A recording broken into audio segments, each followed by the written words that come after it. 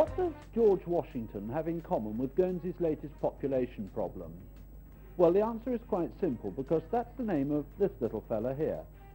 And if his mates had been as well behaved and stayed in their cages, this story would have been a non-starter. In short, George Washington, alias Snuffles, is a raccoon, and he's one of the oldest residents at the Guernsey Zoo.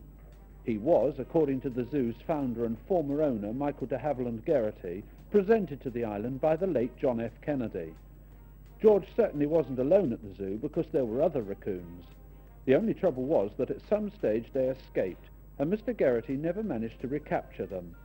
Well, all this happened 10 years ago, but now it's almost certain that Guernsey has a flourishing colony of raccoons which is island-wide and growing larger every year. I am convinced there's a large colony of raccoons in Guernsey. I base this very much on the number of reports of sightings we've had from various people. I've seen the raccoons myself. I've seen families of them out at Icar, youngsters and parents. This leads me to the only conclusion: there must be a lot in Guernsey. You've actually seen families of these raccoons? I've seen a family of raccoons at Icar. How many sightings have you recorded then? Approximately 100 sightings from all parts of the island coming in, particularly in late summer last year. This is when they started to be noticeable. At the moment I think they're hibernating, but one or two are still around.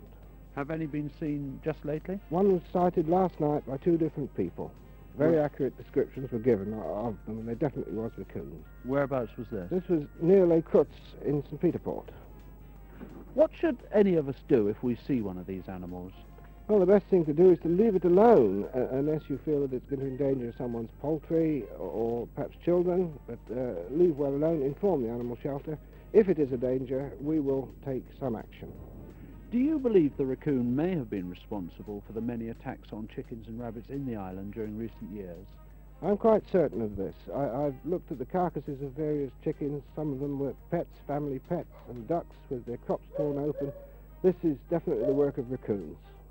You don't think that we're getting them muddled up with any other animals, do you? No, most definitely. Having seen them myself, and the reports that have come in describe them exactly. What's going to be the answer eventually then, Mr. Lepedman? I feel that this next year is going to prove that they will become a pest. The state's authorities will, I feel, have to take some form of action against them, perhaps to cull them. A small number would be quite an asset, I feel, to the island, but not too many. The raccoon is a North American mammal and is also remarkably intelligent. It's happy in trees and in water as well as on land, and lives on a variety of food, from small birds and poultry to snails and freshwater crayfish, from eggs and mice to insects and earthworms. It's even capable of raiding dustbins. The raccoon uses its front paws like hands, and zoologists believe that if it could be domesticated, the animal would be more intelligent than most dogs.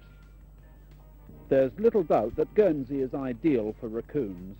The pine trees here at Icar and the reservoir valley in St. Saviour's are typical haunts, although the animals have even been sighted in the far north of the island. The trouble is, what happens now? The animal is attractive and fairly harmless unless cornered or provoked.